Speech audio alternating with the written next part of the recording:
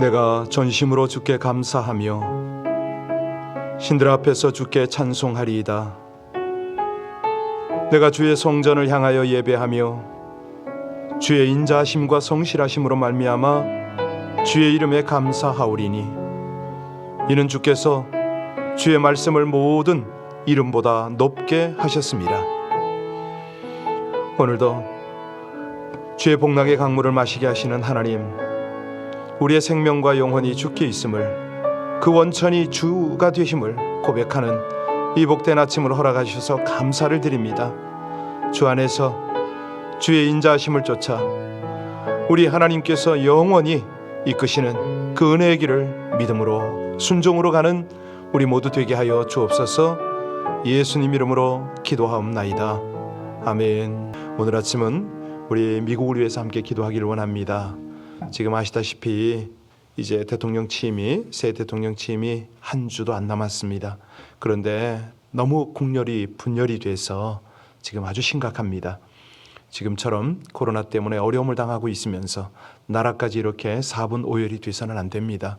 우리 하나님께 은혜를 구하고 하나님 안에서, 믿음 안에서, 십자가 아래에서 하나가 될 수 있는 나라가 되게 해달라고, 이 미국 땅을 하나님께서 마지막 때에 사용하시는 그런 나라, 새로운 대통령이 취임을 하면 그를 중심으로 해서 하나가 되게 해달라고, 지금 모든 상황은 하나님이 주도하십니다.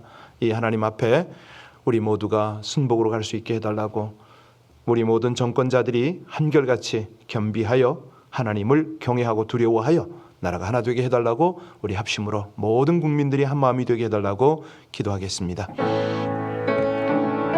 아버지 하나님, 하나님의 역사, 하나님의 경륜, 하나님의 통치는 여상하십니다. 우리 인생들을 통치하시고 모든 나라와 왕들을 통치하시는 아버지 하나님, 이 미국 땅이 이제 주님의 인도하심을 따라 우리 모두가 참으로 하나님을 경외하고 주님 안에서 주님 중심으로 하나가 되기를 간절히 원합니다. 아버지 하나님, 미국이 심히 아픔을 겪고 있음을 주님이 보십니다. 아버지 하나님, 국론이 나누어지고 리더들 때문에 국민들이 마음이 아픔을 당하고 여러 가지 어려움이 있습니다. 하나님이여, 다시 한번 청교도 국가로 온전한 미국으로 우리 하나님 주도하여 주셔서 하나가 되게 하여 주옵소서. 이 마지막 때에 선교를 하고 세계를 섬기고 참으로 주의 사랑을 펼치는 하나님의 나라가 될 수 있도록 은혜를 베풀어 주시옵소서. 취임과 모든 일정에 우리 아버지 하나님이 함께 하시고 아버지 하나님의 거룩한 영광이 함께 하시기를 간절히 원합니다. 아버지 하나님, 주의 신실하신 뜻대로 이 모든 것들을 아름답게 연합하여 하나가 되게 하여 주시옵소서. 우리 주님께서 사랑의 빛, 화평의 빛, 은혜의 빛을 이 땅 가운데 충만하게 조명하여 주시기를 간절히 원합니다. 새벽에 깨어서 함께 기도하게 하시는 하나님을 감사하며 예수님 이름으로 감사하며 기도하옵나이다. 아멘. 마태복음 2장입니다. 마태복음 2장 1절로 12절의 말씀을 합독하십니다. 마태복음 2장 1절로 12절 합독하시겠습니다. 헤롯 왕 때에 예수께서 유대 베들레헴에서 나심에 동방으로부터 박사들이 예루살렘으로 이르러 말하되, 유대인으로 왕으로 나신 이가 어디 계시냐? 우리가 동방에서 그의 별을 보고 그에게 경배하러 왔노라 하니, 헤롯 왕과 온 예루살렘이 듣고 소동한지라. 왕이 모든 대제사장들과 백성의 서기관들을 모아 그리스도가 어디서 나겠느냐 물으니, 이르되 유대 베들레헴이오니 이는 선지자로 이렇게 기록된 바, 또 유대 땅 베들레헴아, 너는 유대 고을 중에서 가장 작지 아니하도다. 내게서 한 다스리는 자가 나와서 내 백성이 이스라엘의 목자가 되리라 하였음이니라. 이에 헤롯이 가만히 박사를 불러 별이 나타난 때를 자세히 묻고 베들레헴으로 보내며 이르되, 가서 아기에 대하여 자세히 알아보고 찾거든 내게 고하여 나도 가서 그에게 경배하게 하라. 박사들이 왕의 말을 듣고 갈새 동방에서 보던 그 별이 문득 앞서 인도하여 가다가 아기 있는 곳 위에 머물러 서 있는지라. 그들이 별을 보고 매우 크게 기뻐하고 기뻐하더라. 집에 들어가 아기와 그의 어머니 마리아가 함께 있는 것을 보고 엎드려 아기께 경배하고 보배합을 열어 황금과 유향과 모략을 예물로 드리니라. 그들은 꿈에 헤롯에게로 돌아가지 말라 지시하심을 받아 다른 길로 고국에 돌아가니라. 오늘 본문은 그 유명한 내용입니다. 지금 메시아 탄생을 접한 사람들의 모습이 쭉 나오잖아요, 그죠? 예, 그들 중에 메시아의 오심을 기뻐하는, 그 즐거워하는 사람들. 예, 사실 아까부터 카메라가 안 켜져가지고 제가 걱정을 했었거든요. 카메라가 들어왔는데 이러고 있나? 여러분들 온라인에 계신 분들 감사합니다. 여러분들 가끔 이럴 때가 있어요, 우리가. 예, 소리를 들어서 지금 따라와 주신 거 너무너무 감사하고요. 예, 자, 본문을 집중하십시다. 오늘 예수님이 베들레헴에서 출생을 하셨죠. 성경을 연구해 보면 이스라엘 사람들이 가장 중요하게 여기는 장소가 어디다? 예루살렘이죠. 예루살렘 위에서는 예배를 드리지도 않았습니다. 왜? 예루살렘이 거룩한 곳이라고 생각했기 때문에. 하나님의 성전도 다른 곳에도 없고 예루살렘에만 있습니다. 괜찮으세요? 굉장히 신경 쓰입니다. 예. 자, 그렇기 때문에 유대인들은 무슨 행사나 절기가 있을 때마다 전부 다 예루살렘으로 모여들었죠. 예루살렘은 우리 하나님이 계신 곳이다. 그렇기 때문에 어떤 원수도 예루살렘을 함락시킬 수 없다. 뭐 이런 생각을 가지고 살았습니다. 자, 그런데 이제 오늘 본문의 중심은 오늘 베들레헴이잖아요. 베들레헴은 어디냐? 예루살렘에서 한 6마일, 한 10km 정도 떨어졌어요.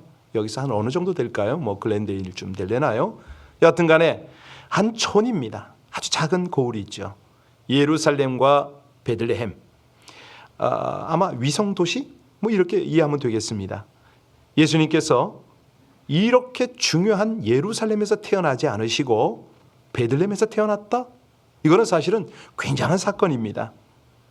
그것이 우연히 되어진 것이 아니기 때문에 성경에서 미리미리 다 말씀을 하셨잖아요. 예수님이 태어난 장소 베들레헴에 대해서 미가서 5장 2절에 베들레헴아 너는 유대 고을 중에서 가장 작지 아니하도다. 여러분 왜 작지 않을까요? 실제는 작은 고을인데 왜 작지 않다고 그랬죠? 거기서 인물이 나거든요. 왜? 과거에는 다윗이 거기서 태어났습니다. 지금은 다윗의 후손인 예수님이 태어나는 곳이에요. 겉으로 볼 때는 작은 도시인데 내게서 한 다스리는 자가 나왔다. 예, 다윗의 후손으로 오신 메시아가 여기 태어난 곳이잖아요.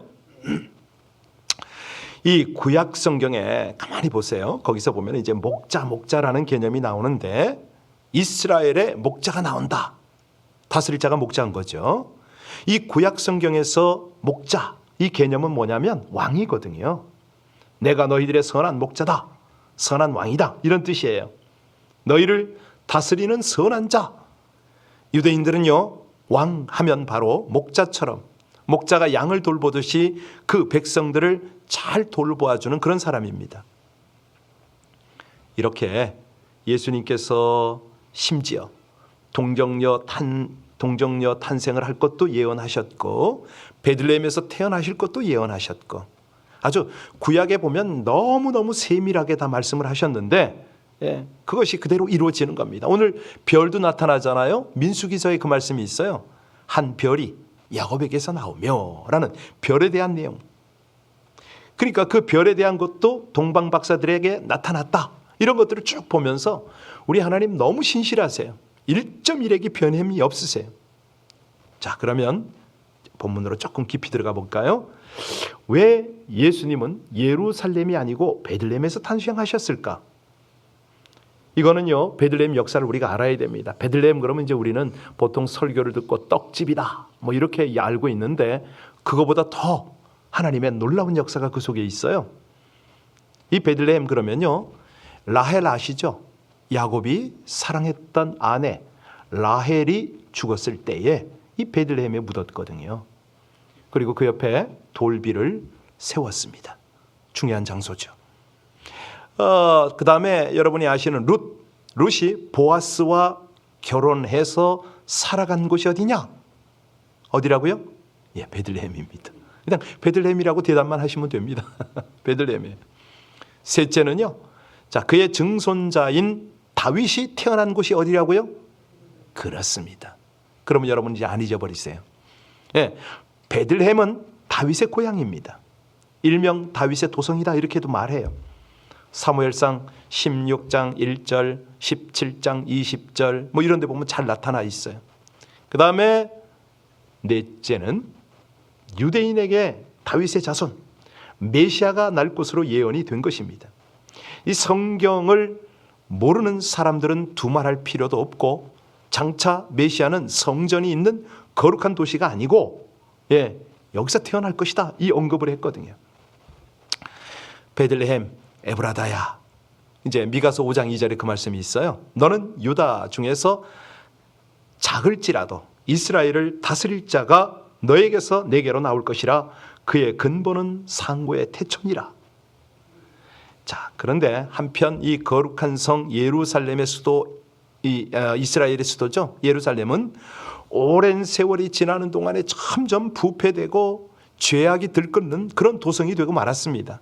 그러니 예수님께서 성경에 예언되어진 대로 이 베들레헴에서 태어나는 건 당연한 거죠. 지역도 깨끗해야 되잖아요, 그렇죠? 여러분들이 나중에 그 미션 능력 기도를 이렇게 배우시면 영적 도해라는 걸 배워요. 영적으로 그림 그리는 거, 지도를 그리는데 이 도시마다 영적 기운이 있습니다. 지역마다 나중에 자세히 말씀드릴게요. 자, 예수님이 성경에 예언되어진 대로 베들레헴에서 태어나는 건 너무 당연한데 이거는요 겸손한 모습도 되겠지만 더 중요한 거는 예언의 성취라고 그랬잖아요. 그런데 이제 문제는 사람들입니다. 하나님은 이렇게 하셨지만 사람들은 어떤 반응을 하는가? 오늘 본문에 보면 이제 세 스타일이 나와요. 세 가지 사람들의 태도가 나오는데 첫 번째는 헤롯입니다. 헤롯은요 예수님을 미워하고 증오했잖아요. 헤롯이 왜 예수님을 그렇게 증오했을까요? 왜 미워했죠? 이 헤롯은요 원래 의심 많고 잔인한 사람입니다. 그가 이스라엘의 왕권을 차지하려고 별의별 정치 수단과 권모술수를 다 썼거든요. 그래 누군가가 자기 이 보호자를 위협하는 것을 굉장히 두려워해요. 뭐 역사에 보면은 아들 셋과 아내와 장모까지 다 죽인 사람입니다. 헤롯이. 오늘 뭐 그까지 가면은 너무 양이 많아서 안 되고요. 자, 헤롯이 그런 사람인데 별안간 동방 박사가 나타났단 말이에요. 그러고 하는 말이 유대인의 왕으로 나실 이가 어디 계시뇨라고 물었어요. 아니 내가 이스라엘 왕인데 누가 이걸 차지하려는 거야? 굉장히 그는 긴장을 했죠. 그런데 이 헤롯이 여우의 여우, 겉으로는 아무렇지도 않은 것처럼 하면서 내가 조사해보지요. 그리고 당시 서기관들과 대제사장들, 소위 여기에 대해서 권위가 있는 종교 지도자를 다 불러다가 물었잖아요. 오늘 본문에 보면 대제사장과 백성과 서기관들에게 물었다라고 했는데 이게 바로 사내들인 공회입니다. 그래서 그들은 대답을 해요. 미가서 5장 2절에 베들레헴에서 태어나실 거라고 그 말해준 거죠. 그랬더니 어떡합니까? 베들레헴에 있는 사내 아이들을 다 죽이잖아요. 그래서 헤롯은 한마디로 여우입니다. 아주 간교한 그런 사람이죠. 자, 예수님이 태어났을 때 이런 헤롯과 같은 인물이 있었는가 하면 또요. 이 무관심한 태도를 취한 사람들이 있습니다. 이 본문에 나타나지는 않지만 누가복음 2장에 보면 예를 들어서 여관집 주인 같은 사람. 여관집 주인은요. 어디에 관심이 있죠? 돈 버는 거. 만삭이 된 이 마리아와 함께 호적을 하려고 요셉이 베들레헴까지 왔잖아요. 우리 같으면 어떡합니까? 내 방이라도 내줘야 되는데. 제가 그랬을까 모르겠어요. 이 설교를 하니까 더 이 앞에서 잘난 척하느라고 제가 그런 말을 하는데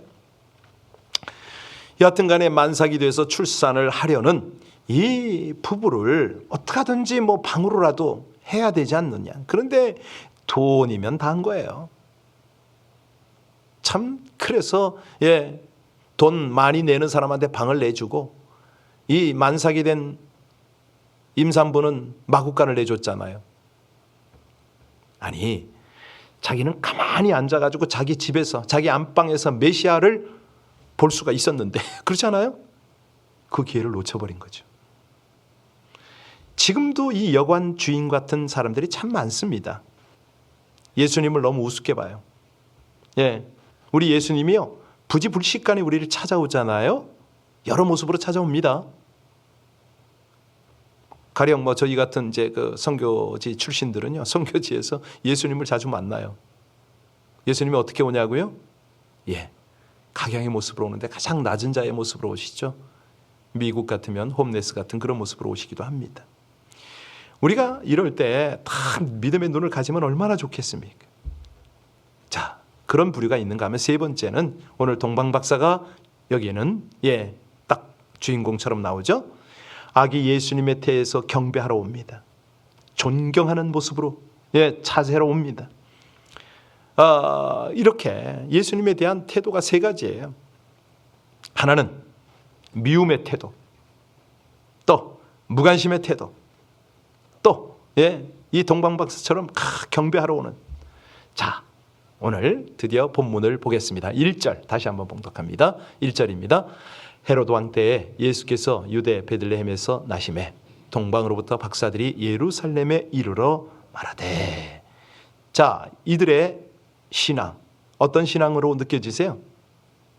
저들은요, 오랫동안 기다렸잖아요. 준비했잖아요. 그리고 그뿐만 아니라 실행을 했습니다. 그 머나먼 길을 온 거예요. 2절 볼까요? 2절. 유대인으로 왕으로 나신 이가 어디 계시냐? 우리가 동방에서 그의 별을 보고 그에게 경배하러 왔노라 하니. 이 사람들은 별을 연구하는 사람들입니다. 당시에 망원경이 있었다 없었다? 없었습니다. 망원경 없이 물론 이제 이 오염이 안 돼 있으니까 맑은 하늘의 별을 볼 수 있죠. 그런데 동방 박사들, 이들은 진리에 대한 탐구열이 있었던 거죠. 열심히 했습니다. 그 먼 데부터 예루살렘까지 온 거죠. 여기 본문에 우리가 동방에서 그의 별을 보고 그에게 경배하러 왔노라 그랬잖아요. 동방이 어딘지 구체적으로는 잘 모릅니다. 그래서 뭐 페르시아다, 메데바사다, 이렇게 보는 사람도 있어요. 여하튼간에 그 먼 거리에서 약대를 타고 온 것을 보면 그들은 진리에 대한 탐구열이 굉장하다, 이거를 알 수가 있습니다. 그런데요, 더 놀라운 건 그들의 신앙인 거 아세요? 9절 한번 보실까요?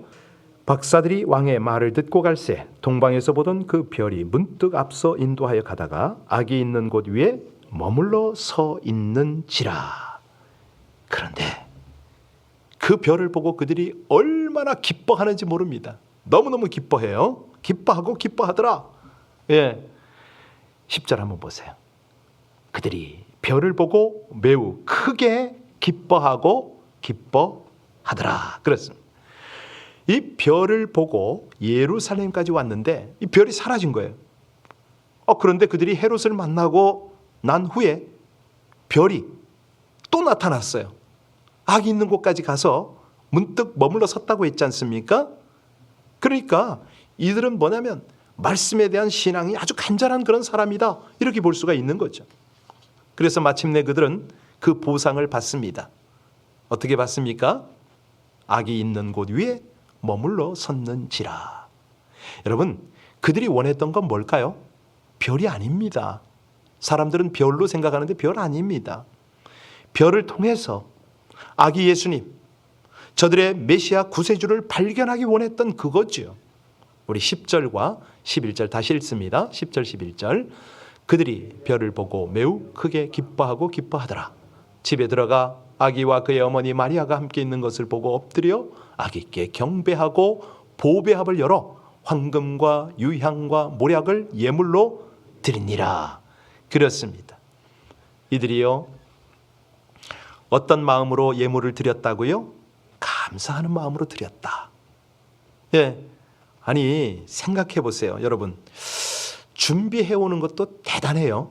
그죠? 그 먼 길에서 오래전부터 이 황금과 유향과 모략을 준비했다는 것입니다. 이거 쉬운 일이 아니거든요.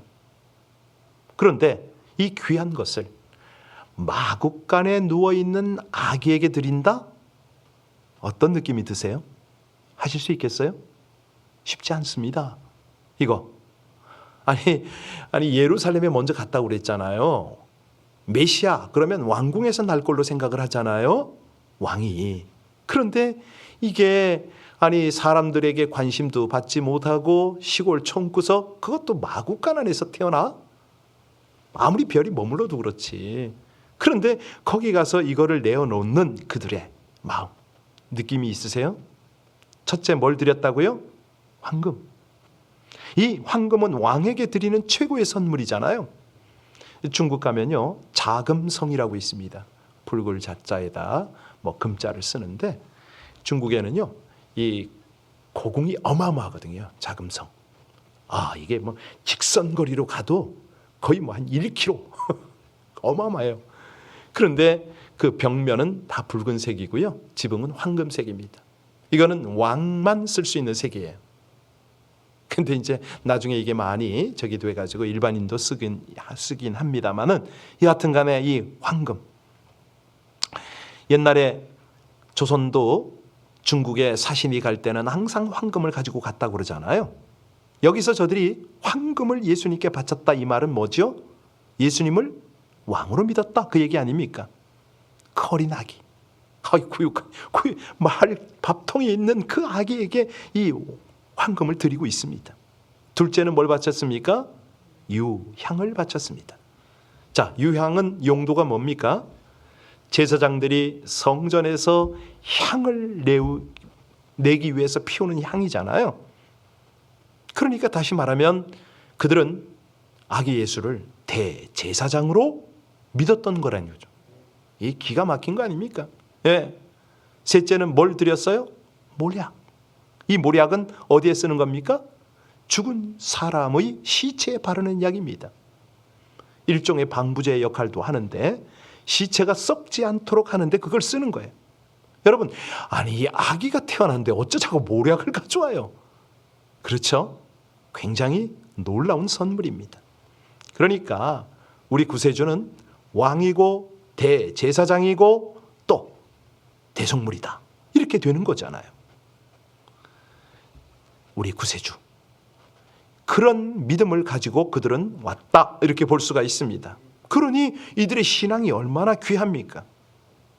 그래서요, 우리도 이런 모습을 보면서 그래, 맞아, 왕을 아무리 정말 그분이 낮고 천한 곳에 오셔서 집 한 칸 없이 그렇게 사셨어도 나의 구세주로 나는 믿는가? 나는 그분을 향하여 준비된 예배자인가? 나는 그분을 향하여 나의 가장 귀한 것들을 드릴 수 있는가? 이런 도전을 오늘 본문을 통해서 하나님은 우리에게 하시잖아요. 12절 보겠습니다. 오늘 마지막 12절 같이 봉독하십니다. 그들은 꿈에 헤로데게로 돌아가지 말라 지시하심을 받아 다른 길로 고국에 돌아가니라. 여러분, 그들의 일정이 어떻게 됩니까? 원래 스케줄은 메시아 예수님 탄생하는 곳을 알게 되면 그 다음에 어디로 가야 되죠? 헤로데게로 가야 되잖아요. 왜? 왕이잖아요. 왕이 부탁을 했거든요. 알려달라고. 헤로데게 보고하도록 되어 있어요.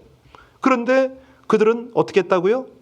보고를 하지 않고 다른 길로 가버렸다는 거예요.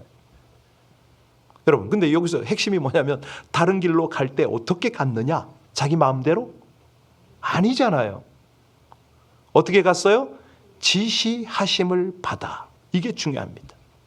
이거, 저와 여러분은 예수 믿기 전과 다른 길을 가야 돼요.